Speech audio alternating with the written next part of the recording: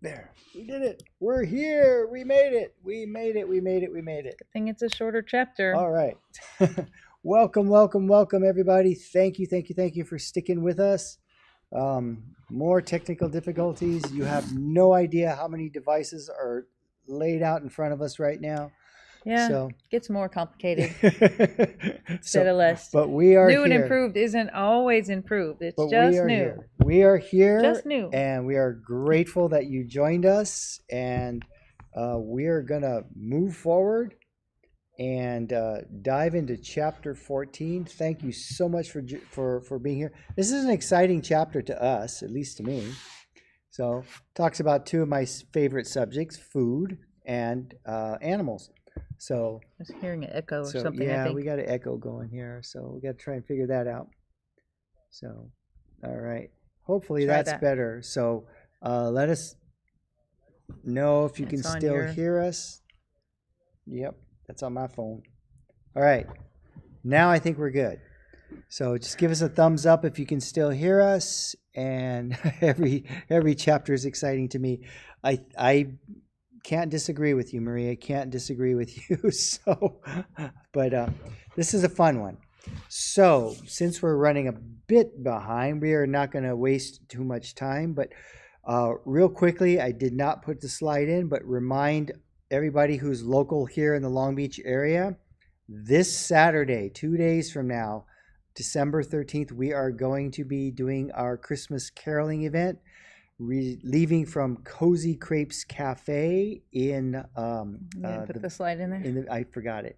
Okay. In the Village, and well, just text me if you want the information. Yep, you can do that. So, Monterey Avenue, Cozy Crepes. So yeah, if you look up Cozy Crepes Cafe, they have a pretty good webpage, and you will find the address. And on Christmas Eve, we'll be here at 5 o'clock. Right here in Westminster, 5948 Westminster Boulevard. And at 5 p.m., it's a combined service. The Light Church will be combining with 14-6 Church, which is here where we're sitting. And it'll be a short hour-long service, very powerful, very meaningful, and a great way to kick off Christmas. So without further ado, let us jump into the chapter 14. So you want to go ahead and put on the split screen? Sure. So, turn that off. So, okay. Useless. You want to read that? 14 verse 1. You are sons of the Lord your God. You shall not cut yourselves, nor shave a bald spot above your forehead for the dead, for you are a holy people to the Lord your God, and the Lord has chosen you to be a people for his personal possession out of all the peoples of the earth who are on the face of the earth. Okay, so we know that from previous studies and previous chapters, the Lord has definitely called, at this point in history, he has called the Israelites to be a set-apart people, a holy people, vastly different from the surrounding cultures. The surrounding cultures had all kinds of detestable practices, and in fact, the Egyptian culture from which the Hebrews had fled, they also had some pretty interesting practices regarding death and relatives and family members who had passed away. So one of the things was shaving the forehead, specifically the forehead, and giving themselves, my friend Bill, he always teaches me and says, I have a 5 head. I don't have a 4 head anymore. I have a 5 head. But they would shave their hair in a specific manner to indicate that they were in mourning. Okay. Hindus and Egyptians were renowned for that. Okay. Theoretically, it symbolized purification, renunciation of ego, grief, humility, and also a spiritual offering of the gods, or to their little g gods. Okay. Egyptians often shaved even their eyebrows off as a sign of mourning. Okay, and again, it was supposed to be for purification. many of the surrounding pagan cultures also would cut themselves in a very specific manner. They would cut themselves and bleed and collect the blood and offer it to their idols and things of that nature.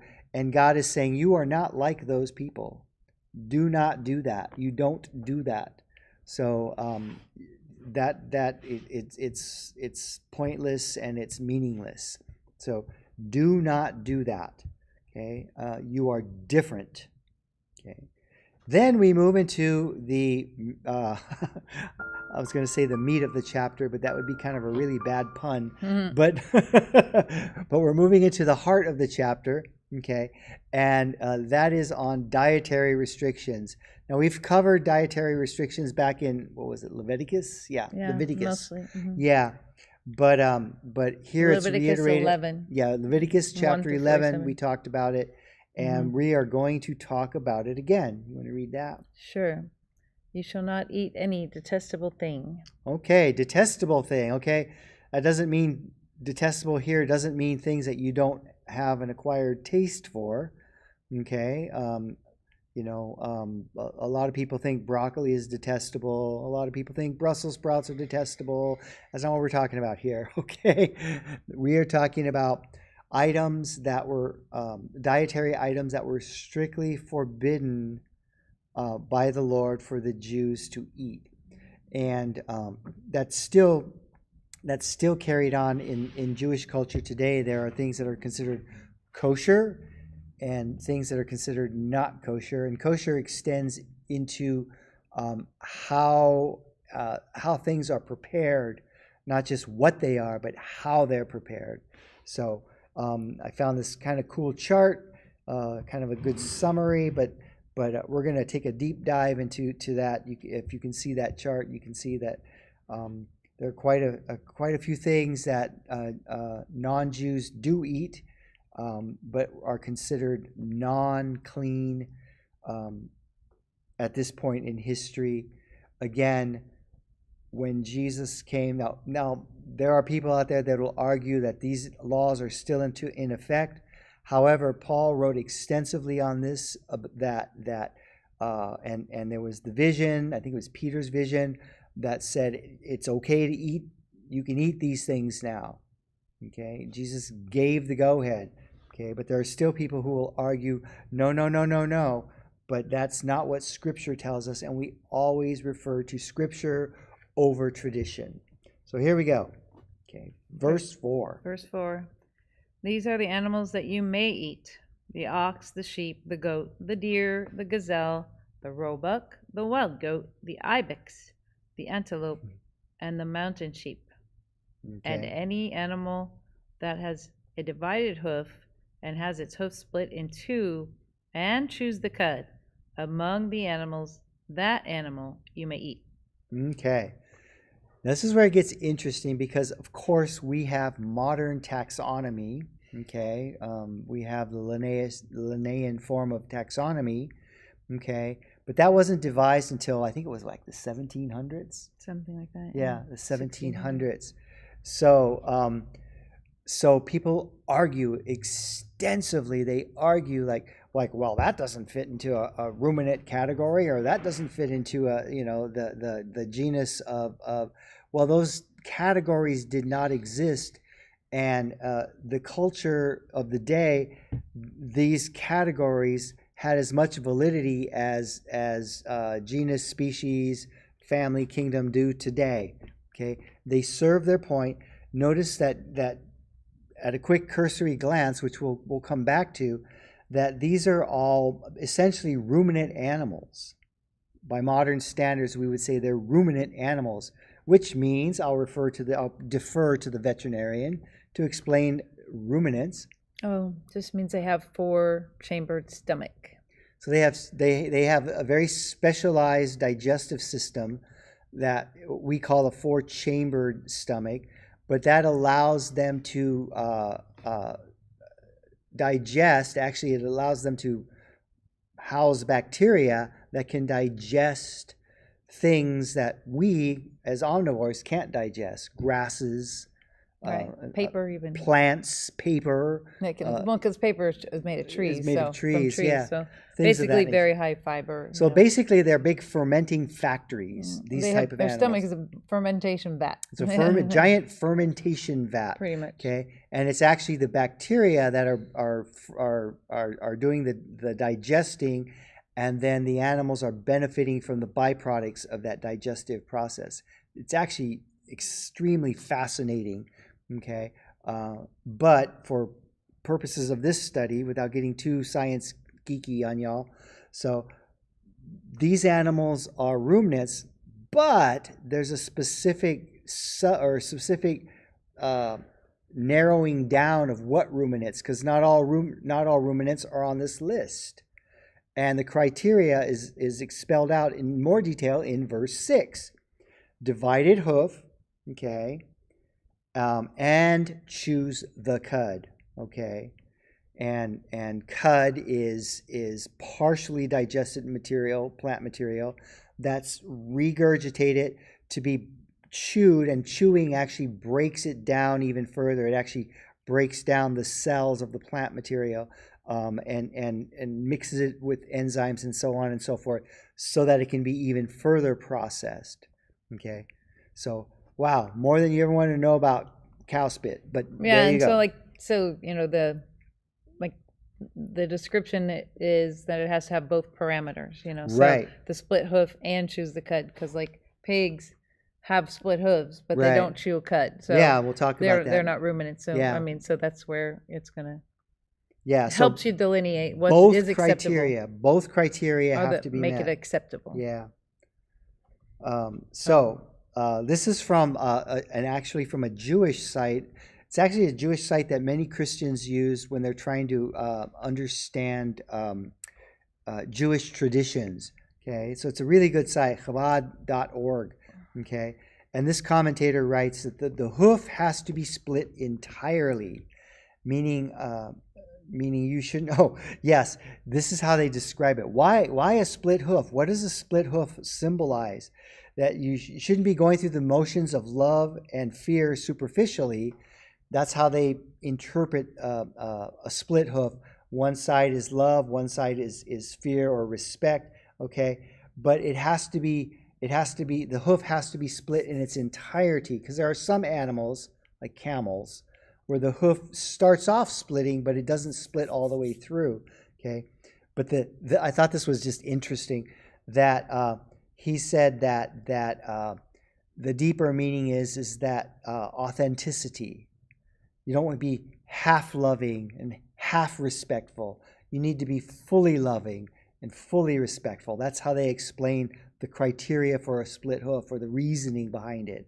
And once again, chewing the cud is meaning that you don't just hear God's word and go, oh, that's cool, but you actually meditate on it. You think about it. You bring it back to mind. You constantly are processing it, so to speak.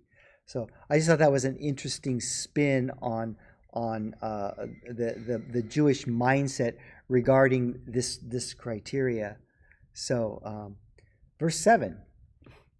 However, you are not to eat these among the ones that chew the cud, or among those that have the hoof divided into the camel, the rabbit, the rock hyrax, for they chew the cud, they do not have a divided hoof, they are unclean to you.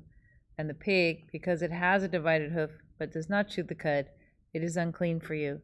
You shall not eat any of their flesh, nor touch their carcasses.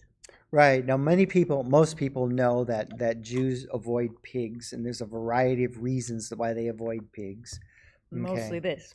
But mostly it's this, that yes, pigs do indeed have a split hoof. Okay, we work on them all the time. Okay, I've been stepped on more divided hoofs than I can count. Okay, but they have a stomach fairly similar to ours, not quite as very much so. Yeah, monogastric. Yeah. Mm-hmm. They're monogastrics, or they have a single stomach rather than a four-part stomach. Okay, they don't chew cud. They don't bring anything back up.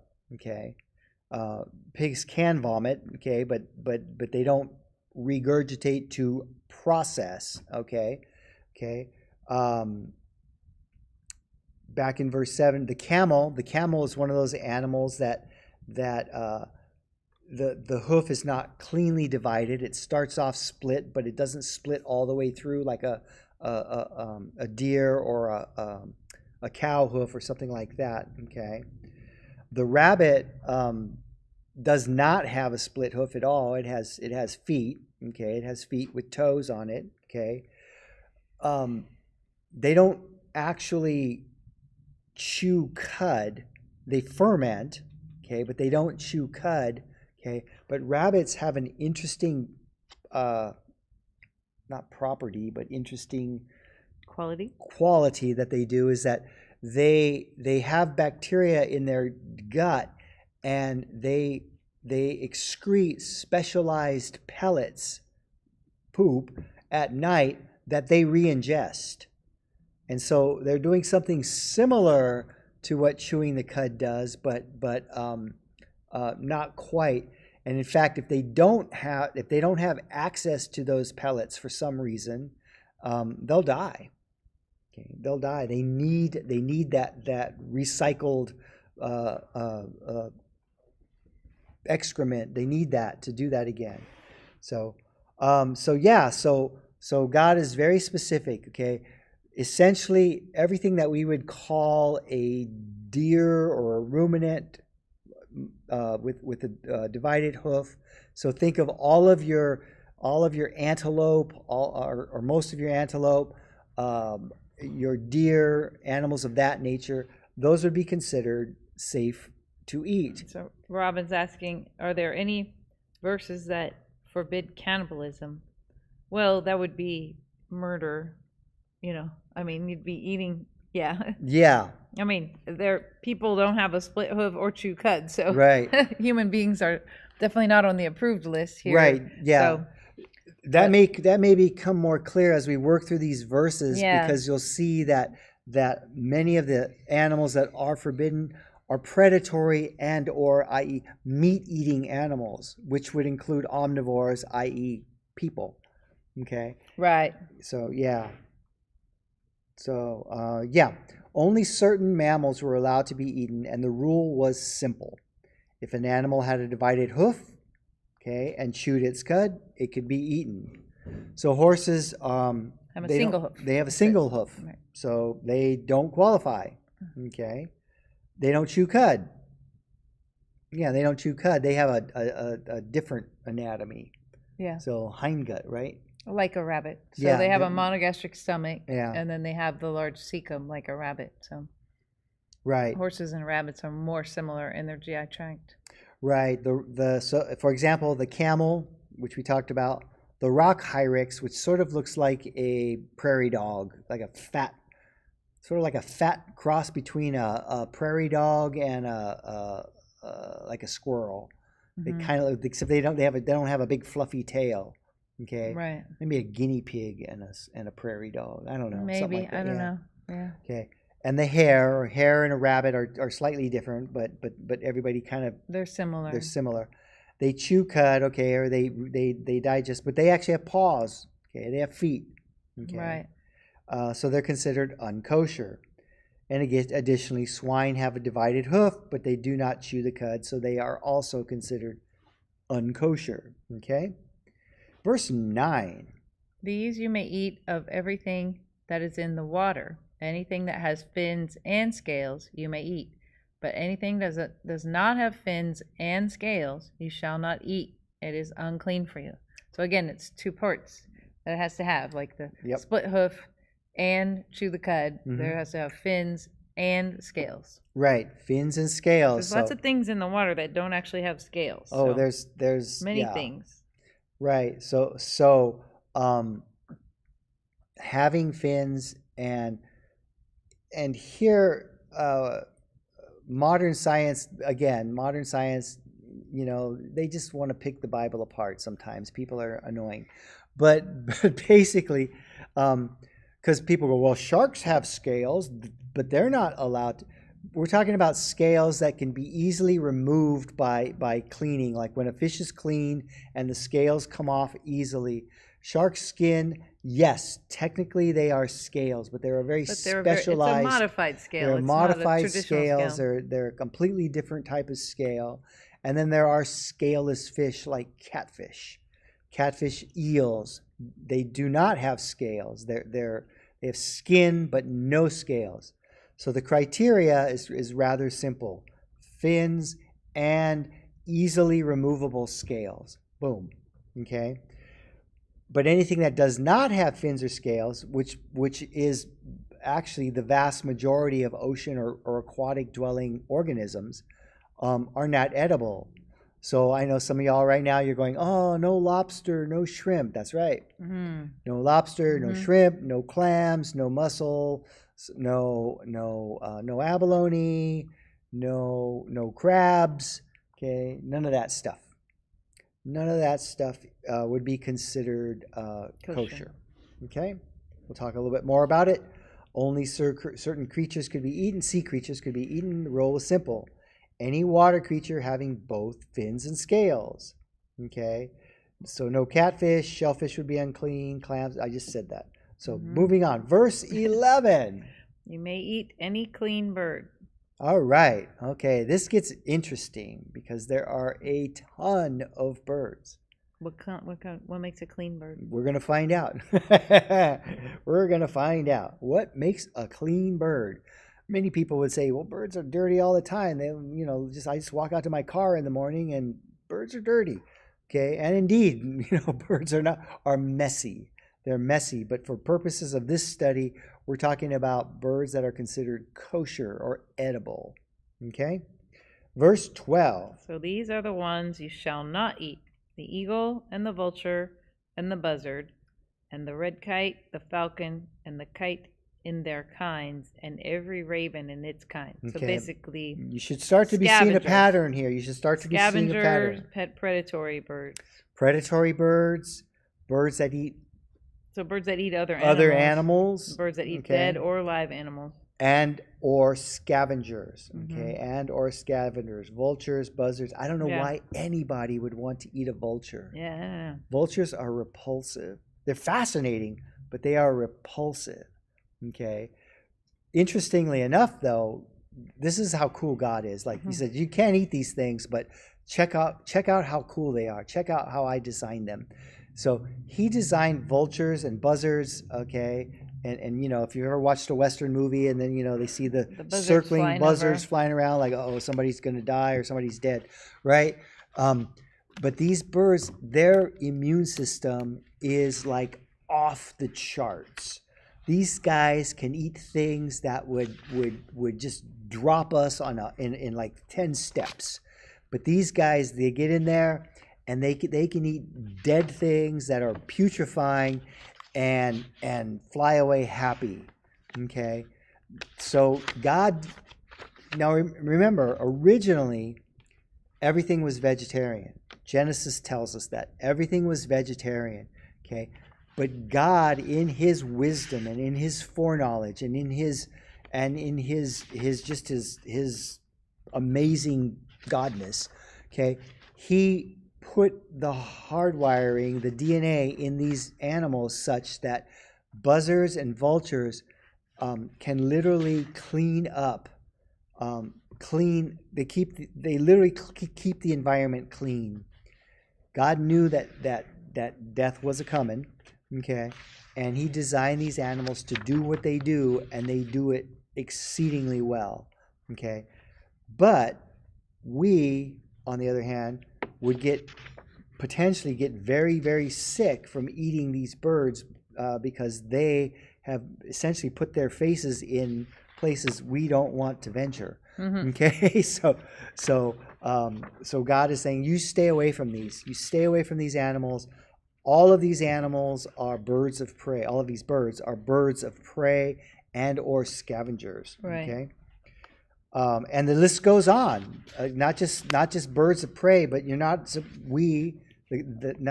Jews are not to eat these types of Well, birds. us too. It's not a good idea. Right. Anyway, I think it applies to everyone. Right. The ostrich, the owl, the seagull, and the hawk and their kinds. Again, hawks are predatory birds of prey. The little owl, the great owl, the white owl. Again, they eat other animals, so they are birds of prey. The raptors are called. The pelican, the carrion vulture, the cormorant, the stork, and the heron and their kinds, and the hoopoe and the bat.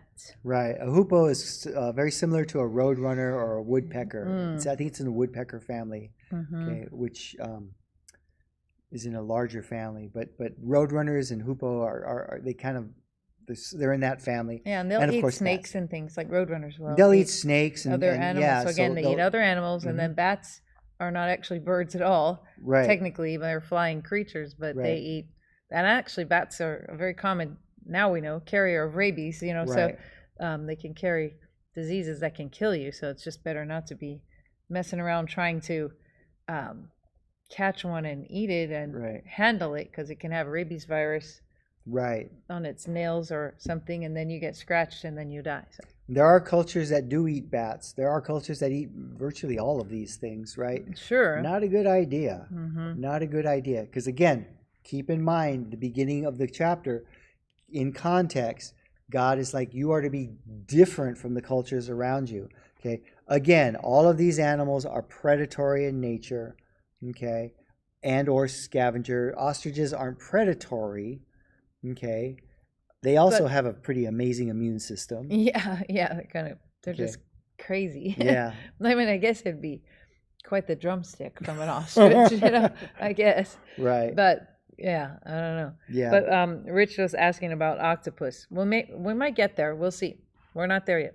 Water-dwelling animals, but octopus. Yeah, no. They don't have scales. Right. So they're not. No, they're there's not. There's no fins and there's no scales, so they would not be something they would be allowed to eat. They're not kosher. And if you ever watch the documentary, my octopus teacher. It's called Teacher. My octopus teacher. You won't want to eat an octopus because they're amazing. They're like super smart. They're not like squid. You can eat all the squid you want, but I really don't like to see octopus be eaten anymore since I watched that documentary. Yeah, squid are kind of soulless, but octopus are cool. Okay, so they're like mate for my life. Personal bias coming through. That's my personal bias, but yeah, they're very intelligent.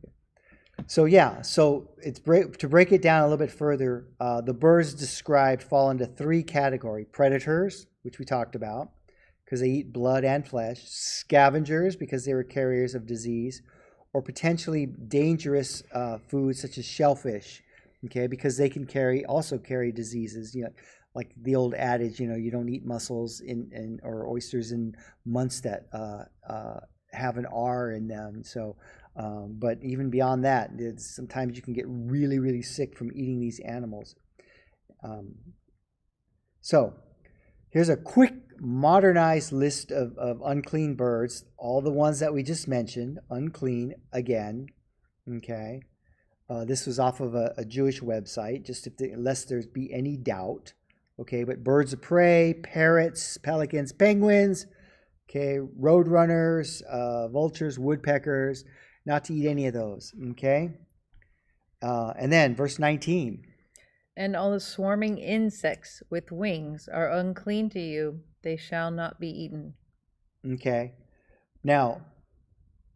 Here's where a lot of people just like lose their minds because the Bible, over in Leviticus it described it this way, but we'll go ahead and read the Leviticus chapter or verses, and then we'll come back to it. You read that? So Leviticus 11:20 says, "All flying insects that walk on all fours are to be regarded as unclean by you. There are, however, some flying insects that walk on all fours that you may eat, those that have jointed legs for hopping on the ground. Of these you may eat any kind of locust, katydid, cricket, or grasshopper, but all other flying insects that have 4 legs you are to regard as unclean." All right, so people lose their mind because they go, everybody knows insects have 6 legs, okay? Well, the bigger group, arthropod, they have 6, 8, or 10 legs, actually, okay? Or centipedes, which have hundreds of legs. They're all kind of grouped in that much broader category. So is the Bible wrong? Absolutely. Oh, gosh, lights are going out again. All right, we just got thrust into the dark. Hang on. So we are having technical difficulties tonight. We'll come back. Okay. Don't. Well, we're still here. We're just in the dark. So hang on. Oops. Here we go. We're backlit. There we go. We're back in the light. Okay. So, actually, what we're seeing here is very poor English translations of the original wording. The original wording would be flying creatures, swarming creatures. Okay. It would be much broader and all-encompassing. Where's the censor anyway? Okay, I don't see the censor. So, that's the but problem. it would be much broader. Okay, but notice that. So basically, bugs, don't eat bugs. God is saying, don't eat bugs. Okay, except for one specific class of insects. Essentially, any of the grasshopper group. Okay, katydids, locusts, crickets, grasshoppers, those are edible. Now, I know some of y'all are going, ooh, ooh, ooh, who wants to eat a grasshopper, right? Okay, but they actually are really good, okay? They're actually protein and high protein and things of that nature. So they are, again, we're talking about a desert-dwelling people. A swarm of locusts would be like a blessing of protein and high quality calories that could help people survive a famine or harsh conditions. But let's see, I think I explore this a little bit further. Yeah, here we go. In Leviticus, one reads, whatever crawls on its belly and whatever walks on all fours, whatever has many feet, in respect to every swarming thing that swarms on the earth, you shall not eat them, for they are detestable. Here we go. The problem here is the translators leave out the Hebrew word ad, which means even to or including. So properly translated, so catch this, right? Properly translated, the verse should read, whatever walks on fours, including all with many legs. So that would include 6-legged bugs, 8-legged spiders, 10-legged crabs, multi-legged centipedes, etc., etc., etc. The idea here, the point is, it does not matter how many legs a creature has. It's an idiom or an expression for walking with one's body parallel to the ground. Boom. Okay. Things that crawl around, okay, with their belly facing the dirt, basically. There you go. Yeah. Okay? So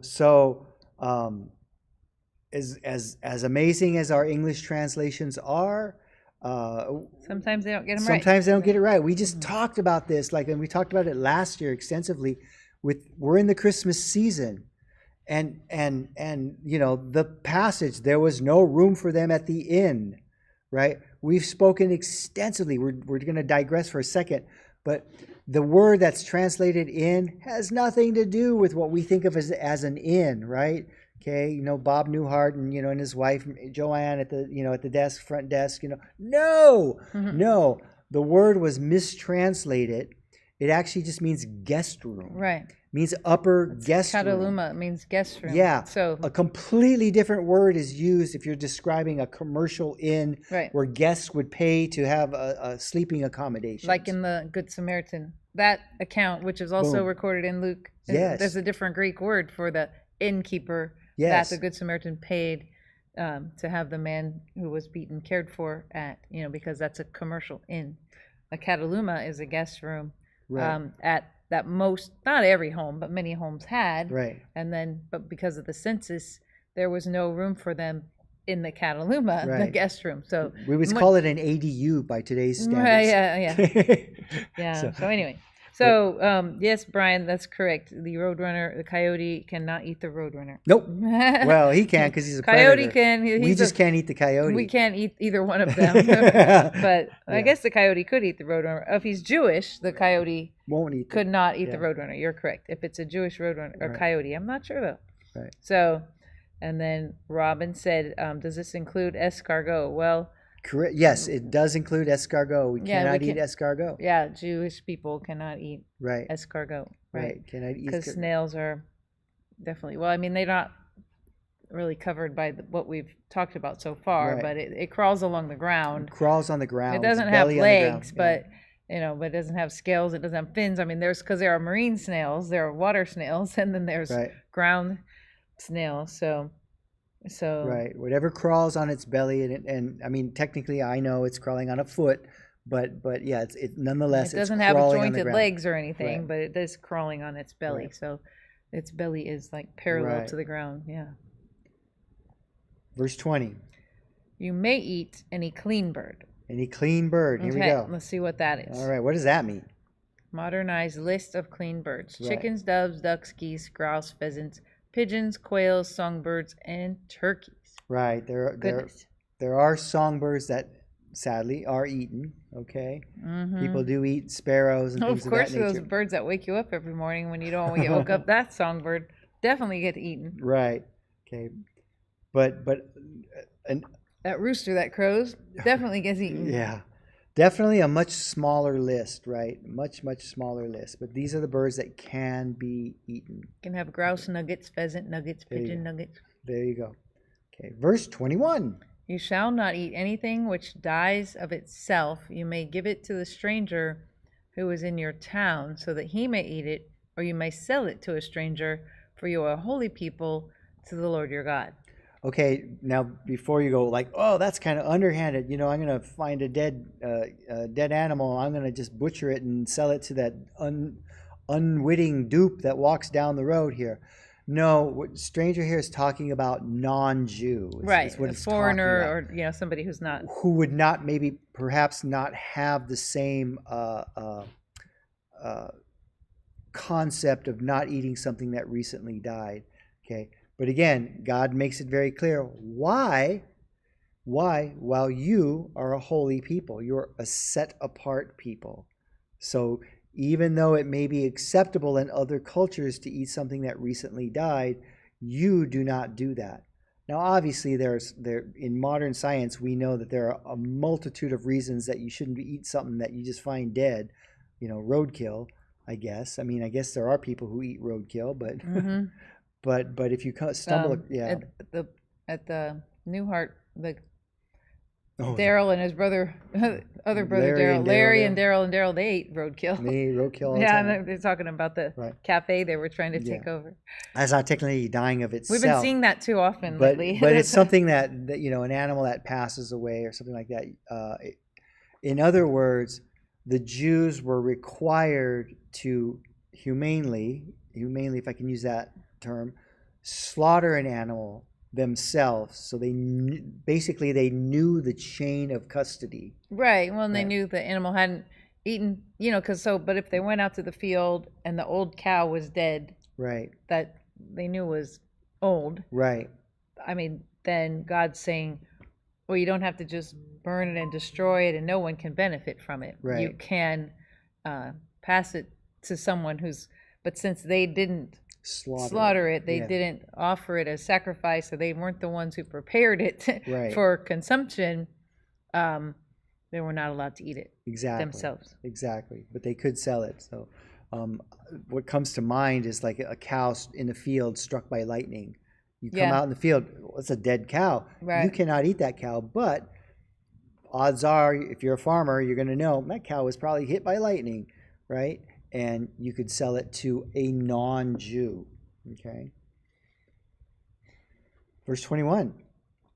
You shall not boil a young goat in its mother's milk. No, it's the second half of 21. So, you shall not boil a young goat in its mother's milk. Right. And that's it's a moral kind of thing. Well, we actually talked about it in Leviticus, when it was mentioned. And I remember that the reason that this is specifically talked about is because it was a practice of some of the idolatry worship of the pagan people surrounding them for fertility purposes. Right. That they would prepare a young goat and boil it in its own mother's milk. Right. So it really isn't mentioned because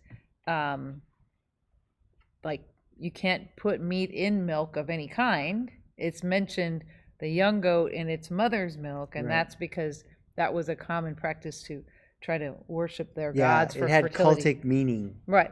So God's saying, don't do that, because then, again, they're supposed to be a set apart people that worship Jehovah, and he doesn't want to be worshipped in the way that other gods were worshipped, Right.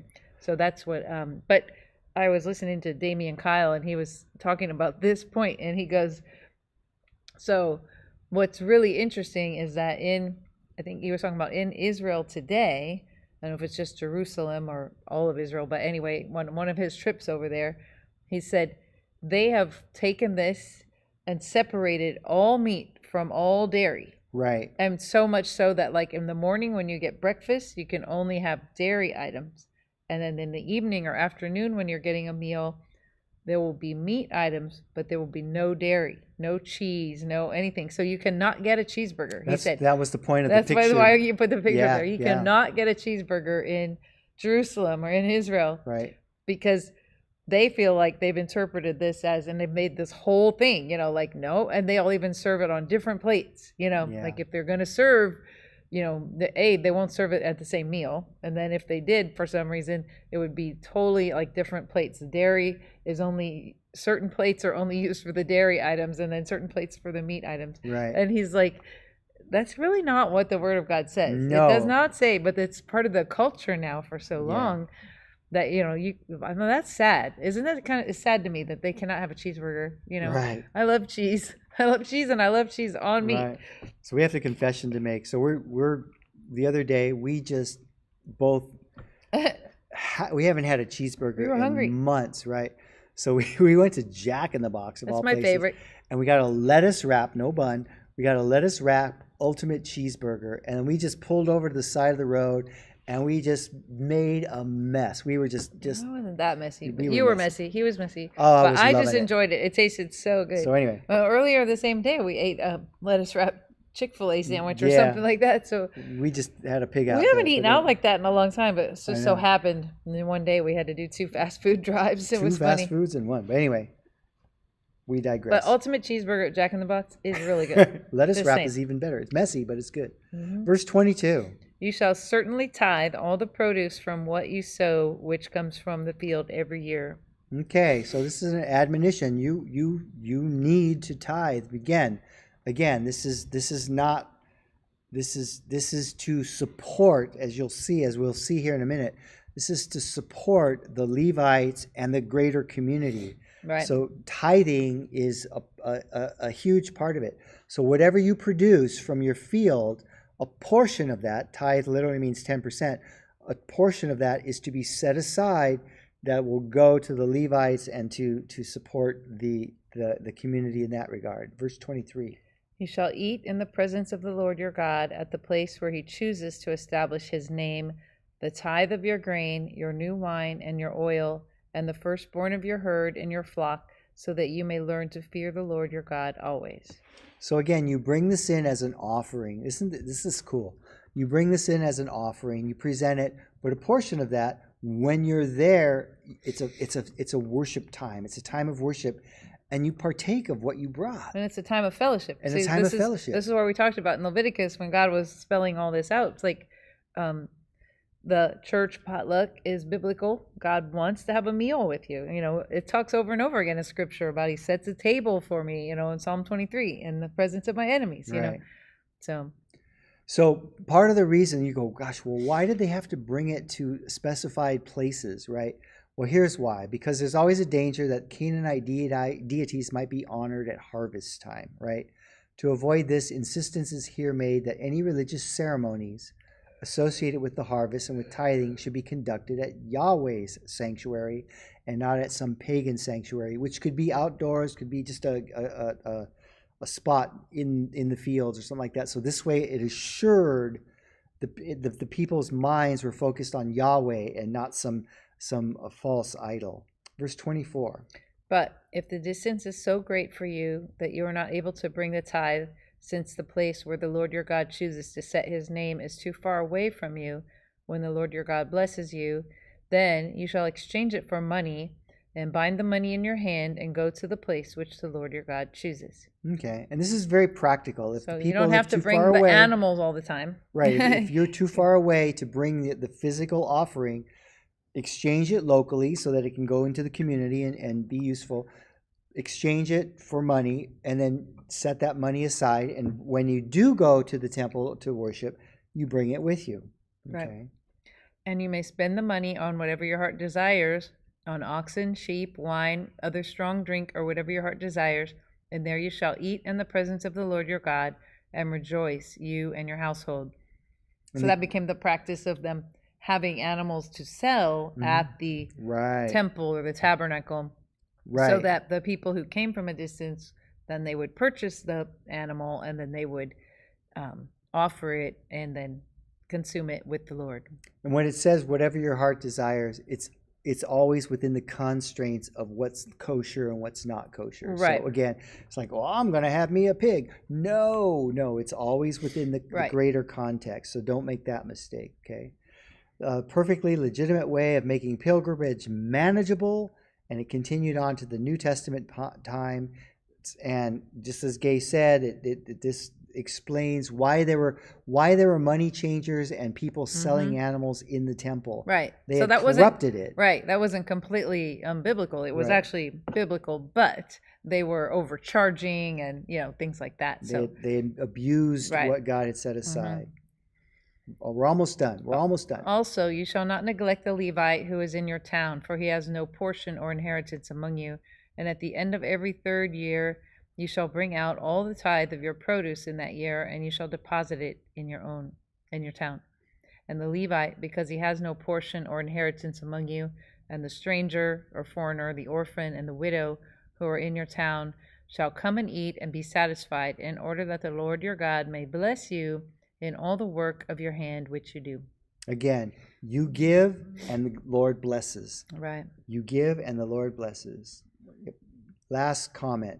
God chooses to make his ministers thus dependent on the people, that they might be induced to labor for their spiritual profiting, that the people, thus blessed under their ministry, might feel it their duty and privilege to support and render them comfortable.